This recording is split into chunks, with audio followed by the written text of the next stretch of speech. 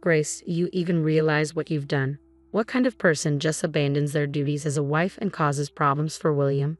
You're a terrible wife, and I'm going to teach you a lesson. Mother, Grace responded calmly, I have my reasons for leaving. It doesn't matter, her mother-in-law snapped. We're moving into a nice, new apartment. If you want to live with us, I'll let you know the address. Grace thought to herself, I'm sure she still doesn't know anything. Well, it's a good thing she's in the dark. No, thank you, Grace said firmly. My name is Grace, I'm 35 years old, and I work in an office. My husband William, and I have been married for 5 years. He's now 45 years older than me. I used to date older men, but William's generosity and kindness drew me to him, and we eventually got married. For a while, our marriage was satisfying, but before long, a shadow fell over our peaceful life. I lost my job. William was suddenly laid off too. The company's business had taken a hit from the recession. I never imagined he would lose his job, especially since he worked for a big company. I thought we'd be financially secure for life, but it turns out that nothing is guaranteed in this world. We became financially strained, and I decided to return to work immediately. I contacted the company I had worked for before getting married, and luckily, they rehired me. They needed someone to fill in for an employee who had just gone on maternity leave. I was relieved that at least we had some income, but William struggled to find a new job. It's tough for a middle-aged man to start over. Eventually, he had no choice but to take on part-time work as a day laborer, bringing in about $700 a month. I was back at work, but my salary wasn't much either. We were barely making ends meet. William, I suggested one evening, the rent here is too high. Maybe we should move to a cheaper place and save some money. It would help us manage better if we lower our fixed costs. We had been living comfortably in a nice apartment, thanks to William's previous high income, but now I thought it was time to face reality and find a more affordable place. But William rejected my idea firmly. No, we're not moving. Why not? I asked, confused. If we move to a smaller, cheaper apartment, Mom will start asking questions. So what? I countered. Why not just tell her the truth? We're having a hard time making ends meet because you're out of work. William's face turned red with anger. Don't you dare tell my mother I'm unemployed. Your salary and my earnings are enough to pay the rent. We'll leave it at that. I was shocked and confused. It seemed like he cared more about his pride in our home than about protecting our marriage. Even if we could cover the rent, we were still struggling with our finances. I had suggested moving to save money, but William wouldn't budge, and I eventually gave up on the idea. Life continued to be difficult, and then one day, William made an unbelievable comment to me. This is all we have for dinner today? He asked, incredulous. We used to have more dishes. Just because you've started working doesn't mean you can slack off on your duties. Don't be lazy and manage this better. His words made me furious, and I couldn't hold back my retort. I have no choice. We were struggling to make ends meet. I was doing my best to manage both the house and my job, but someone's unnecessary pride in staying in this apartment left me no choice but to cut back on food expenses. Or you could just make more money, and then everything would be just the way you want it, I remarked provocatively. William's face flushed with anger. What the hell? Don't you dare talk to me like that. Just wait and see. I'll land a job at a good company and make more money than you. William's temper flared, but I told myself that if this sparked his motivation, I could endure his outbursts. I convinced myself it was fine, but reality soon set in. Despite his determination, William couldn't find a new job.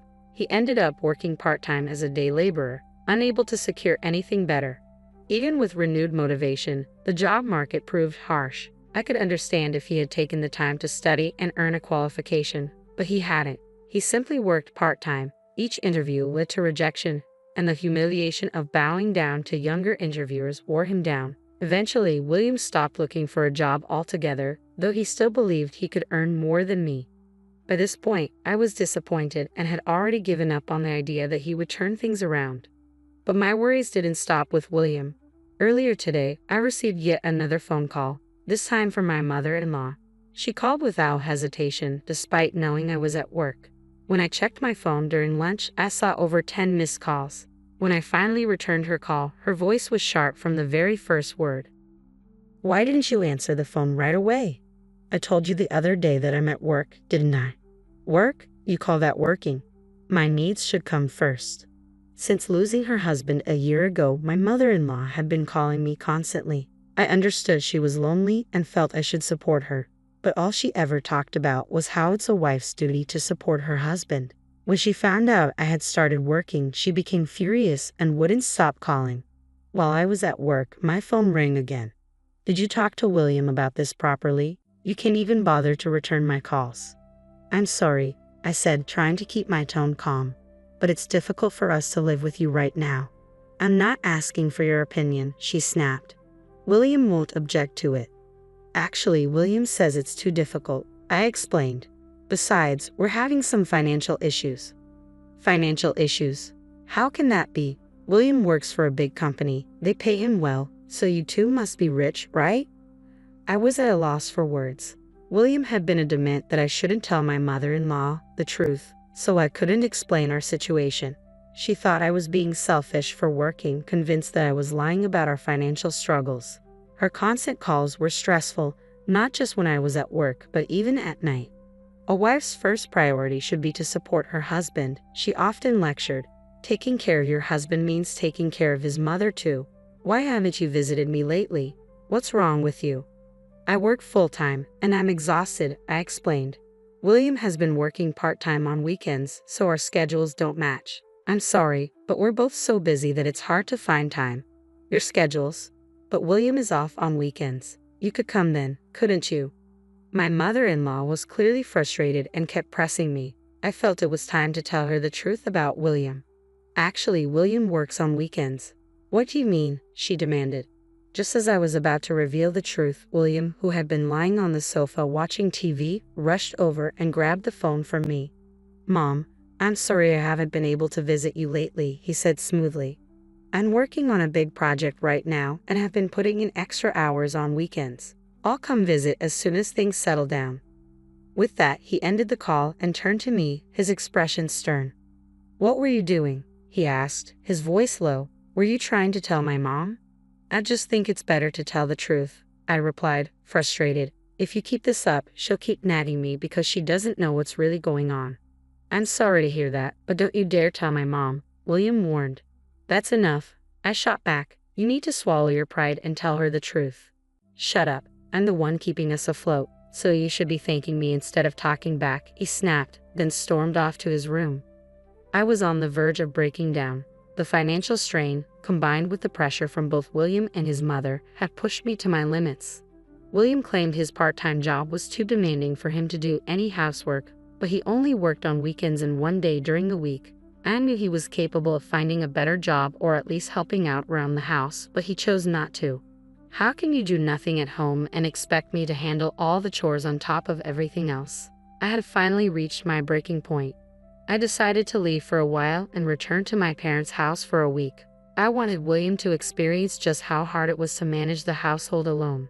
When I told my parents about our situation, they advised me to consider a divorce, but I wasn't ready to give up on our marriage that easily. We had been in love once, and we had been married for 5 years. If I was going to end it, I wanted to be sure I had done everything I could to make it work. After I left, William called me. "When are you coming back? Where's my mail?" "I will be home for a while," I replied firmly. "You'll have to do all the housework while I'm gone." "Don't be ridiculous. Just come home and do the chores." "No, I won't. Now you'll see how hard it is to handle everything on your own. You clean the house, do the laundry, cook. Do it all yourself. It's important for you to understand just how much I've been doing while also working full-time." I ignored William's calls, deciding not to engage. Staying at my parents' house was a relief. For the first time in a long while, I shared the housework with my mom and dad.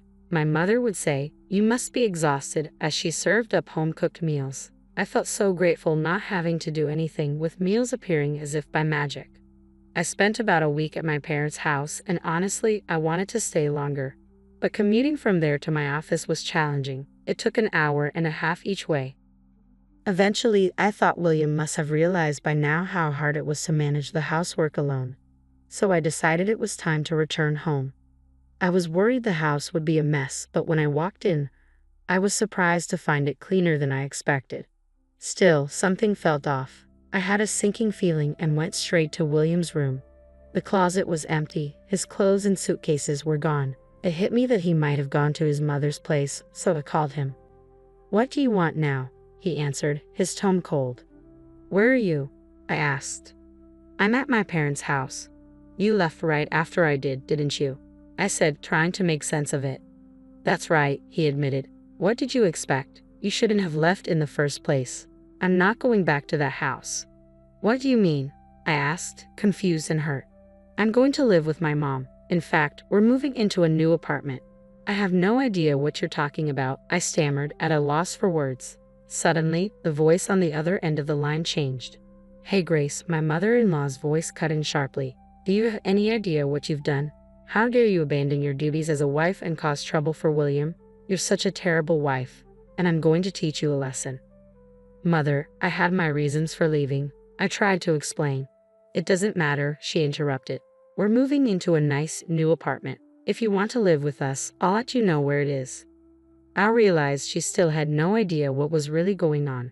This could work to my advantage, but I had to be firm. "No, thank you." "What?" she asked, clearly shocked. I said no. I repeated, "I'm not going." "Are you serious? William is going to live with me. If you don't come here, you'll have to be alone. You've been relying on him, haven't you?" "Don't worry," I replied calmly. "I can manage on my own. If we're not living together, there's no reason for us to stay married. I'm divorcing him." "What?" The word divorce clearly stunned both my mother-in-law and William. Their surprise was palpable through the phone. "Grace, there's no need to mention divorce," William pleaded. "I can't stay married to you anymore," I said, my resolve firm. "I need to get rid of a husband like you as soon as possible." My mother-in-law snapped, "How dare you talk to William like that? We don't want a life with you either, so fine. William, just get the divorce."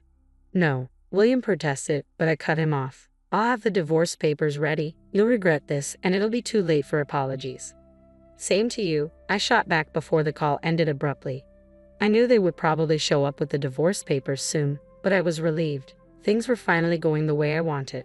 William's refusal to change made my decision clear. There was no need for us to stay together any longer. I decided to pack my bags while waiting for my mother-in-law to arrive. A few hours later, she showed up alone. "Oh, William isn't here," she remarked, looking around. "He doesn't need to be," I replied. "Here you go," she said, handing me the divorce papers. "I already had him fill out his section. Now, you just need to complete yours." As I took the papers, I noticed that William's handwriting looked shaky, as if written with trembling hands. "My William is such a wonderful man," my mother-in-law continued, her voice filled with disdain. "Even with a horrible wife like you, he was reluctant to get a divorce. I'll never forgive you for causing trouble for such a great person. I hope you live a miserable life and regret this." While I filled out my part of the form, she continued her tirade. William's pride had kept him from telling his mother the truth, even at the end. What a pathetic man he was. "What happened to your house? I noticed it's empty. If you want to come back, there's no place for you," she sneered. "I won't be coming back," I responded calmly. "How much did you get for it?" "It was old, so it must have sold for cheap." "That's none of your business," I said, tired of her prying. "But since you're so curious, it was about $50,000. Not much, but enough for a comfortable retirement. William will pay for our new apartment," she bragged. "Oh, so you were surprised he got approved?" I asked, raising an eyebrow. "William is a high-class person. It's only natural," she huffed. "So, you put the money in William's account?" I pressed. "How did you know that?" "That's not important," she snapped. "Stop asking questions and remember, you're just a divorced woman now. It's too late to hold on to him." "Don't worry," I said, signing the papers with a flourish. "I've already agreed to the divorce." My mother-in-law snorted and stormed out, clearly irritated. As she left, I felt a wave of relief wash over me. I was finally free from both her and William. I gathered the rest of my belongings and moved them to my parents' house, where I discovered a fresh start and the peace I had longed for. When I finally left, I managed to provoke my mother-in-law just enough to escape the burden of poverty they tried to impose on me. She insisted there was no way I'd get any of William's assets, but I couldn't help but remember the look on William's pale face during our discussions about the division of property. It still makes me chuckle. Then, about 2 years later, I received a call early one morning from an unfamiliar number. Thinking it might be work-related, I answered, only to hear the voice of my ex-mother-in-law. "Oh, Grace, please help me," she cried. "Mother," I replied coldly, "you can't keep calling me that. We're strangers now." "Don't say that. I'm in trouble." "Oh, can't pay the rent? Savings running low?" I asked, already guessing the situation. "Yes," she admitted, her voice trembling. "William didn't tell you about our financial problems until we were broke, did he?" "Oh, I knew," I said, unimpressed. "He tried to hide it, didn't he? But every time I wanted to speak up, William told me not to." "I'm sorry, Grace. I didn't know anything. I apologize. But please come back." "I don't want to," I said firmly. "William never changed, no matter how much I tried, and you always bullied me. I don't want to spend another minute with someone like you." "Please don't say that. I don't have anything to eat anymore. I'm really desperate." According to my ex-mother-in-law, William had continued to put on airs, refusing to reveal their financial struggles. He'd been using the $50,000 from selling their family home to pay rent, splurging on expensive groceries and fancy meals to keep up appearances. It wasn't long before the money was gone, leaving them penniless. "He got what he deserved, didn't he?" I said, unfazed. "Why don't you drop your pride and live modestly in a cheaper apartment?" "No, it wasn't supposed to be like this," she wailed. "I was supposed to live a comfortable life with my elite son." Her cries fell on deaf ears. I quietly hung up the phone and blocked her number, taking the extra step of getting a restraining order just in case. I had no interest in being their crutch anymore. They'd always leaned on someone else, whether parents or children, never learning to stand on their own. I, on the other hand, was determined to live independently. With that resolve, I got my life back on track, focusing on my own happiness and well-being. William and his mother could continue their unbalanced, delusional lives without me. I'm so glad Grace could sever ties with such toxic people. Now she's free to lead an independent life, and who knows, maybe she'll meet a wonderful man in the future. Let's wish her a happy life from now on. Thank you for watching until the end. Please subscribe to our channel if you enjoyed this story. See you in the next video.